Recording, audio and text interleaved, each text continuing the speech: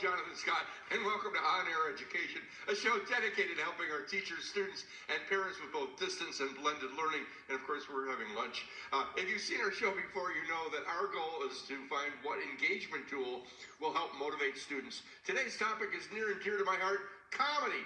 Whether on television or radio, comedy has been my way of engaging an audience. Before we introduce our stellar panel of very, very funny friends, I've got two free resources to share with you. The first is called FAFSA, F-A-F-S-A, and it stands for Free Application for Federal Student Aid. Students may qualify for $6,400 in tuition grants. To apply, we suggest you meet with a school counselor or look up Pell Grants and FAFSA, F-A-F-S-A. Our next federally funded program is for a free Android phone and free broadband service to help families with distance learning. So you or a family that you may know may qualify for this program, and you can accept either the phone and the broadband, or just the free broadband service if you want to use your present phone. See if you qualify. Visit the website at freephone411.com. That's freephone411.com. No strings attached. The shipping is free. Website is freephone411.com, and simply Google FAFSA to apply for the student grant or loan. It's FAFSA. Now, on with our show. We're thrilled to introduce you to our hilarious panel of guests that we've gathered here. In our Las Vegas studio, we actually have the doctor of comedy, author of 2 books, Bull Twit and another one. What's the other book called? Laugh It Off. Dr. George Wallace has acted in hundreds of movies, TV shows, and whatnot. My friend and yours, Dr. George Wallace. Besides the traffic, I got to ask you, corned beef or pastrami? Pastrami with mustard, always. And look what you got right in front of you. Oh, somebody's a Bagel Mania. This is fantastic. Who made this for me? Bagel Mania. Gary made it. This is got to be good. Name that made it? Gary. I don't know Gary. How am I supposed to know Gary? Well, Gary must be a very nice guy to have a sandwich waiting for me. And I'm talking. You cannot eat and talk at the same time. But I've been told a Jewish person can't. That's right. Nothing's going to stop a Jew from eating. I'll tell you that right now. I don't want to get into ethnic humor. Yes. Well, we're going to talk about something called culture cancel, because I'm confused by all that. Our next guest in studio teaches improv comedy and is part of the original comedy writing team responsible for the iconic sitcom The Nanny, starring Fran Drescher. Say hello to my friend, comedy writer Jay Ammernick, right over here. Jay. How about that? So my brother and I were lower level writers on that show. We were not the creators of it or anything like that. No, so, Frank created it with her. My brother and I were staff writers and then story editors on it. How many did you write? We wrote a total of 5 episodes, but we were on staff for the majority of the series. But we're going to get into what your motivation was, and how you find things funny for situation comedies, and how you deal with comedy just in life as an engagement tool. And representing academia, Dr. Dwayne, am I saying Martinson? Martinson, I left off an N, is joining us to share how he uses comedy to engage his students. Professor, do you prefer corned beef or pastrami? Smoked turkey. All right, see, he's funny. And young comedian Stephen Briggs just popped into town, and I said, Stephen, I'm always getting, Carol, our associate producer, said, why don't you get younger people on the show? So you're representing the youth of America, the young comedians. It's a lot of pressure. And joining us remotely from her studio in Florida, a funny lady who's parlayed her comedy career into an undergarment industry. I'm gonna actually read off of what I have here. Rhonda Shear is probably best known as the star and host of USA Network's long-running popular Friday night movie series, USA Network's Up All Night. For 8 years and 400 shows, Rhonda converted an entire generation into insomniacs, which is why I can't sleep. Enticing bedroom companion, guiding them through a barrage of campy B movies, Rhonda Shear is living proof that comedy can be sexy, and sexy can be smart. Rhonda is her intimate apparel brand is known for designing the world's best-selling bra of all time, the Bra. And I think Carol Adams-Satar has got some of those bras, selling over 35 million units in 34 countries. Rhonda Shear Enterprises designs, manufactures their completely vertical line, offering thousands of SKUs. Rhonda, are you there? I'm here. So good. How did I do?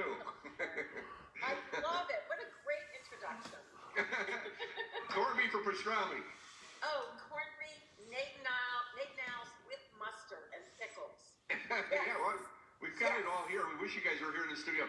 Also remotely from the other end of the world, all the way from New York City, my friend and yours, Jackie the Joke Man Martling. Jackie, thank you so much for joining us. Can you hear me? Yeah, and I don't know if anybody knows. John said to please start saying hello with the guy walks into a bar joke, just to make sure that everybody wasn't absolutely sure that I was completely out of touch with comedy, that I would remind them that I have no place whatsoever here. But this is for John. A guy walks in a bar, and the bartender says, "Yo, pal, you got something on your cheek?" And the guy goes like this, and the bartender says, "No, the other side." The guy goes,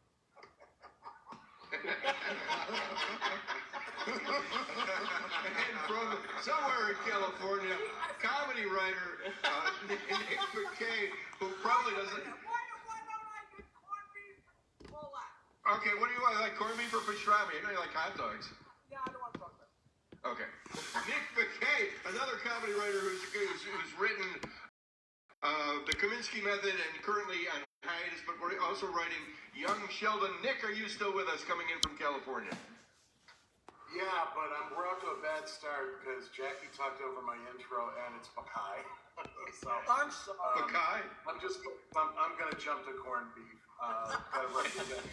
Gotta represent the Irish. So I appreciate everybody being here. Thank you so much for joining us, and we're gonna go as quickly as we can because we don't have a lot of time. Professor, I'm gonna ask you first of all, how do you use comedy to engage your students when you're teaching, or when you're teaching teachers? Because I understand that you actually do that. And that was really what started this show. Was I had an epiphany, and you know how painful those could be. Who's teaching the teachers? When we went to distance learning and teachers had to be on a 15-inch computer screen instead of a live audience, I asked that question, and that's what got us here today. So, how do you do it? It's really difficult in today's age because the students want to be entertained. You have to have a hook, and you have to have a reason for them to be there.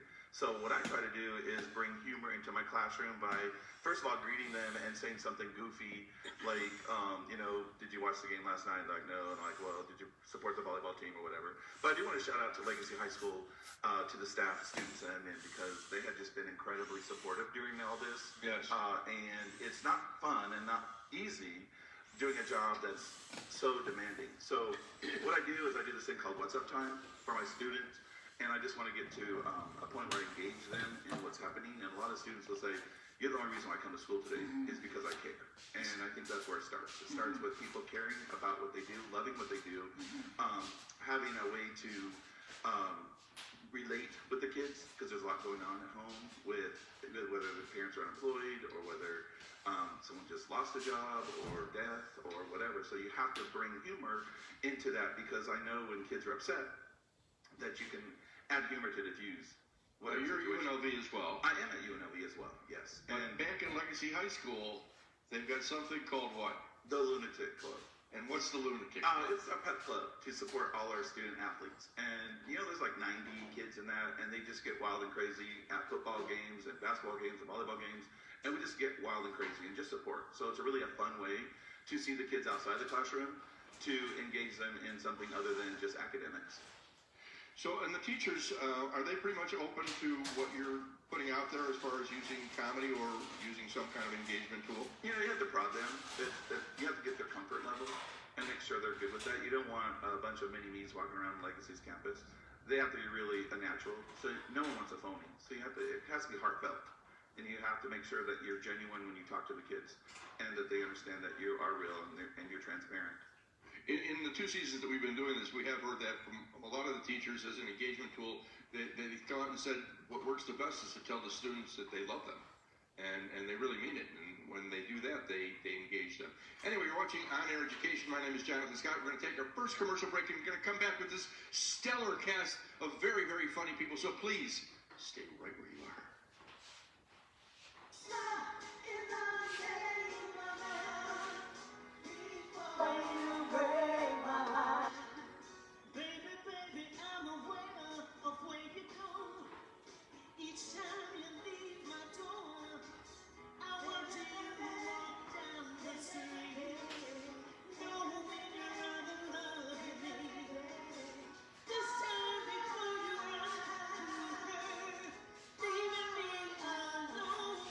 Attention seniors, would you like freshly prepared meals delivered daily to your door? Fit Meals for You will prepare and deliver meals made fresh daily to your dietary requirements. Fit Meal for You's fried chicken is probably the best in Las Vegas. Enjoy a healthy lunch or dinner from Fit Meals for You with same-day delivery, or visit Fit Meals for You. Pick up or delivery only, no dine-in. Call now for your 15% senior discount on your order of $50 or more. FitMealsForYou.net. Prepared meals to your door. Oh, and we're back. Scott from On Air Education, and we're talking about comedy as an engagement tool. And I don't know why deli food and comedy goes together so well, but it certainly does. And I want to thank the friends at Bagel Mania here in Las Vegas for providing us with both corned beef and pastrami. So I want to go around the room and around the world actually and talk about comedy as an engagement tool. And I want to start with our guest all the way down in Florida, Rhonda Shear. Rhonda, you took a career as a stand-up comedian and you built this empire. How did that transition for you? And how does it still work for you? It's great. It's been great. Actually, I reunited with my junior high school sweetheart, and we decided we wanted to spend more time together. So we created an intimate apparel business, which I had no idea that 20 years later would be going so strong and so fabulous. So I had never sold anything in my life. I never worked as a waitress. I never worked as a salesperson. I went to college, went straight to LA, and got into comedy. Loved it. Did stand-up for many years, sitcoms, as you know. So when I transitioned with my husband into the business world, it was really interesting because here I am. I appear on Home Shopping Network as our largest customer. We sell all over the place, but no doubt they were the first, and they're still our largest customer. So I appear and represent my own brand, as I'll be doing later on this evening. I know. So here's the thing. When I first got on, I was just so happy to be on camera, thinking that I was going to be discovered on HSN as a comedian, not realizing that no one's watching HSN but women. But Yeah. so I started writing jokes in my 20 years ago that would wrap around the bras that I was designing. But years later, why it works so well for me, it truly does work for me, is a sensitive subject, an intimate subject about a woman's body, the way she feels about her body. I work with a lot of breast cancer patients. The only way to really talk to her is to be very real and very legit, like the professor said, but through levity. So I kind of like making fun of myself, which is what I did basically in my stand-up act.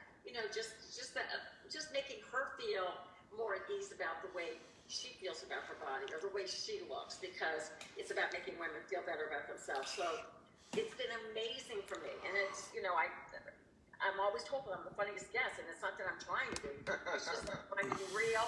I describe it. We're talking. I mean, we're talking breasts. We're talking panties. We're talking the most intimate thing that a woman puts on. But I must say this to the professor, which I think is really interesting.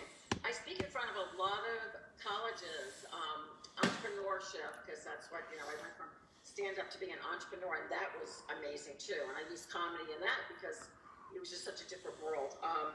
So when I speak in front of students, they stare at me because they're so used to being on their phones or on their tablets or on their computers that they're not used to interacting with a live person. So I'm going on and I'm making speeches and I'm putting a lot of comedy in it and humor into it, and they're staring at me and I'm like, you can laugh now. You can laugh. Yeah. So once they know it's okay to laugh, they do. But I find that it's great if he's teaching humor to young people. They've lost their humor. They've lost their sense of humor, and that kind of goes with the whole cancel culture because I think it's all about this now and the phones and why the young people lost their sense of humor. Well, Nick, I've got to ask you, how do you find yourself relating to a younger audience writing for a show like Young Sheldon? Well, it's interesting. That show is a spin-off of Big Bang Theory, really, which had such a colossal audience with a big demographic. You just chase the best story. You're not really trying to say this one's going to get the youngins in the van. But previous to that, I ran a show called Mom for 8 years with Allison Janney and Anna Faris and many others. And it was a show about women in recovery, but it was a half-hour comedy. And it's a lot like the teaching examples that were discussed earlier. The idea that you could get at this really heavy stuff. I mean, we're lucky that we had actors who could be really funny and turn a scene on a dime and go as dramatic or as heavy as you wanted. That's a gift for a writer, but by being a funny show, I think we got the message out a lot more than if we had been a sort of relentlessly brutal, pound you on the head drama version of it. And I learned a lot on that show because I learned again, if you follow what you think the right story, what would come next in the story in a human way, that's the right track. And it's like if you're trying to get kids off their phones, you're trying to get them to focus in class, or you're trying to do a TV show that's about something a little more than just, that familiar sitcom living room, the old couch in the middle of it. It was a huge experience. Well, Dr. George Wallace here, I want to wake you up for a second here. You've done probably 100 different TV shows for all ages, and I know you've covered every topic. You just did one with Norman Lear, right? Yeah, well, we're working on with Norman Lear, yes. You're still doing it. But the most important thing said here today is the doctor said earlier about putting humor into everything. As we know, when you stop laughing, you stop living. Also, we know when you use humor, you can always win. I've done sales world. I've been the vice president of the world's largest outdoor advertising agency, and I use humor for that. Now, we know the greatest minister in the world, Joel Osteen. What does he open with before he starts preaching? I like to start off with a funny story. When you start off with humor, you can win. When you put a smile on somebody's face, you feel good. The doctor walks into the class, and the kids enjoy humor. I had a lawyer that represented me in a big case. He was so strict in the law. I said, you go back and you introduce yourself, and you tell these people, I know I didn't introduce myself at first, but I'm here for you. You got to engage with humor in everything you do. Everything you do. You put humor. You go to a funeral. What caps the funeral? Somebody telling a funny story about somebody. So all I know is humans all my life. Just driving over here in Las Vegas with this traffic. The lights are like, I don't know, there's a pit boss at every traffic stop. They can get your money here. So you just think about jokes. I think everything is funny. So that's how I think everything is funny. As Byron Allen told me, every question has a funny answer to it. Every question, that's how he wrote Funny You Should Ask. Yeah, I mean, I use this example. I walk into a restaurant, and they say, I'm sorry, we don't have any table for you. And I start making the lady laugh, and before long, I got a table. Get you in, yeah. Yeah. So how about that? So you use humor, and I'm sure we got this young comedian. See, these young guys, they know everything, man. They're smart as hell. They do social media and things that we never had to do. We just wrote jokes, but these young guys, they got social media. He doesn't have a guy walks into a bar joke. Well, he doesn't need one. He's getting into these young kids don't need that type humor. They got a different type of humor than we have. But a guy did walk into a bar. Not only a guy walked into a bar, there's Lil Johnny. We don't talk about Lil Johnny anymore, do we? Culture cancel. I can't even say it. Cancel culture? Or is it culture? I can't say it. I can't say that, and I can't say I would say pedestrian. I can't say pedestrian. Pedestrian. All right, so Lil Johnny, what do you do? Oh, you don't want to hear about Lil Johnny. Lil Johnny, if you hear Lil Johnny, you know it's bad. Stephen Briggs is a young comic. Where are you pulling from? Yeah, I mean, as a comedian, I'm sure you're looking at, Well, yeah, I mean, I pull, I'm not like Rhonda where she just went from college to LA, I actually was a waitress, so for a while. You were a waitress? Yeah, That's pretty cool, I was a waitress, shout out to Cheesecake Factory. And then I eventually ended up moving my way up, and I actually did a TV show with George over here called Coming to the Stage. I probably didn't do that well because he doesn't remember me. I know you won't keep I worked with you, and I said I'm going to work with you tonight. Where are you working tonight? I'm not working tonight. I came by to see you right now. Well, how about that, Mr. Briggs? Good to see you coming to the stage. So he must have been good working with me, okay? So in these situation comedies, Jay, when you were writing, were they based off of real life usually? Yeah, so I'll tell you actually one story that was. It wasn't an episode that I got to write, but I was on vacation during the hiatus between, I think, the third and fourth season, and I was caught in a hurricane. It was called Hurricane Fran. So I came back, told everybody about it. We did an episode about Fran getting caught in a hurricane, and so that was sort of the reality to the page. And yeah, I mean, there were bits and things like that. There was one episode where I pitched a joke where I was at a shiva, which I guess we can explain some other time. And the rabbi was talking. He put his hand in the potpourri and ate it. he thought it was like a snack, and we put that in the show as well. Oh, really? Yeah. Yeah. We're going to take one more. That's not real life. I know we're talking about culture, cancel culture, but we do have to take one more quick commercial break, and I finished my sandwich. You're watching On Air Education with Jonathan Scott with a whole slew of funny people here, so stay right where you are. We're going to come right back in probably 90 seconds. Attention seniors, would you like freshly prepared meals delivered daily to your door? Fit Meals for You will prepare and deliver meals made fresh daily to your dietary requirements. Fit Meal for You's fried chicken is probably the best in Las Vegas. Enjoy a healthy lunch or dinner from Fit Meals for You with same-day delivery, or visit Fit Meals for You. Pick up or delivery only, no dine-in. Call now for your 15% senior discount on your order of $50 or more. FitMealsForYou.net. Prepared meals to your door.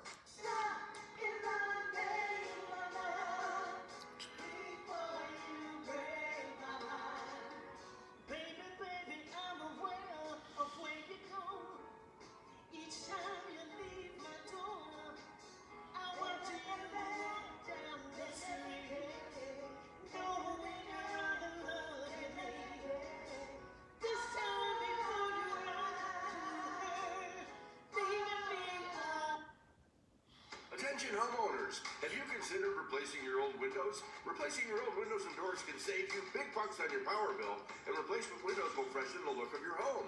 Replacement vinyl windows and doors will cause your air conditioner to run less and last years longer. Visit Windows Plus Showroom at 5195 South Valley View, 3 blocks south of Tropicana. So go from the old to the new with replacement windows from Windows Plus. Call 702-450-2275, 450-2275. And we're back.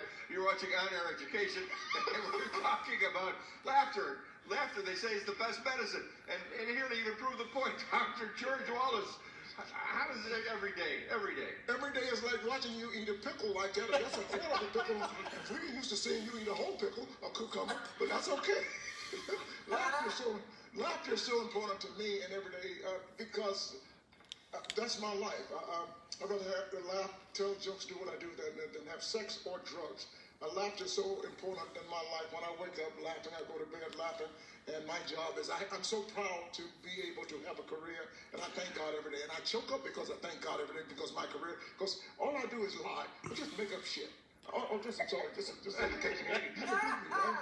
Of course, Jackie the joke man would find that to be the funniest out of everybody. I love having fun, and I tell you what I do. If I'm able to go into a room and people come see me and pay $100 to see me and they're laughing when they walk off, I don't even know how to explain this. The doctor explained everything right up front, how important humor is to life. Jackie, how about writing for radio? How is that different from writing for television or for live? Well, seeing as I never did any of the other stuff, all I know is radio. It's funny how the guys talk about they use humor to teach their class and humor as a sales tool. And for me, it was a girl finding apparatus. But I so early learned to tell jokes and make people laugh, and making people laugh made me feel better than it made them feel. So I selfishly have always loved to make people laugh. And if I go into a show for a lot of people and make a lot of money, it feels great. But if I go down to the post office and I make the guy selling me the stamps laugh, it's the same rush. It's like the same stuff. Like George said, it just feels so good and it feels so right. And I never know if it's a hollowness or a realness or whatever. I just come from a very funny family, So it just made you crazy, Just made you crazy. It's not like making people laugh. I can't imagine anything being better. Nick, do you feel it through the screen? And when you write a comedy show, a situation comedy, how is it different for you? What's the payoff? Well, the payoff is that, you were right. It's one of the reasons I like doing multicam sitcoms with an audience, because you can't BS. The crowd tells you, well, you better get back at it. And I like the adrenaline of fixing a broken joke with this crowd. I love that. I'm working on a single cam now. It's a whole fun, great experience, but it doesn't have that danger. It doesn't have that game day Friday tape night. And I mean, other people wet their pants, but when I hear a joke die in front of a crowd, part of me comes alive. So. Is Rhonda still with us? She's selling Or do we bras. just have her furniture? Oh, there's Rhonda's living room. Yeah, It's yeah. fabulous. She got abducted. I think she's testing her bras. She's testing her Rhonda, do you need help? Reminding me. Did somebody kidnap you? This whole last segment. Oh, there she is. Okay. Rhonda, probably with her chihuahuas. Wrap it up for us on why comedy is so important to your life. It's a major rush. I mean, you're producing a cast that you're starring it, and so it's all yours, especially when you stand up. I started stand up before the Me Too movement, right? So Yes, of course. it was a way to deflect guys from getting too fancy. You crack a joke and it turns guys off very quickly. That's how I got into it. But I've been very, very lucky to have 2 careers in front of the camera and on stages to stand up and acting, and now teaching women to feel great about their bodies and themselves, you know, and with humor and making people laugh. And it is my favorite thing to do. And there is no higher rush than getting a laugh. Mostly large busted women, right? Large busted women. For you, Jonathan. Yeah, that includes you, Jonathan. We all actually have some kind of a thread in common, which was Gilbert Gottfried. God rest his soul, Sure. because that man made us laugh quite a bit, and he touched all of us. And so I have to give a shout out, and I know Rhonda worked with Gilbert directly on USA Network, and Jackie certainly in the Friars Club, and he touched everybody in his own particular way, and I know he really loved making people laugh, and that was his engagement tool. I want to thank everybody. I want to thank Rhonda Shear, Nick Bakay, I think I probably said it right, Jackie, the Joke Man Martling, Jay Amernick, Dr. Dwayne Martinson, Professor over at Legacy High School, and of course the one and only Dr. Are we George finished? Wallace. That's all we got is the 28 I minutes. want to go home and make some bras. I'm going to sell some bras. 35 million bras. That's $1 bra. That's All I want to say is fantastic. thank you everybody for I joining need a us. bra. I need a bra. If you want any more I need a information, bra. if you've got a show idea, you could drop me a note at news1lasvegas@gmail.com. Jonathan Scott reminding you, eat well and party hard, my friends. Peace.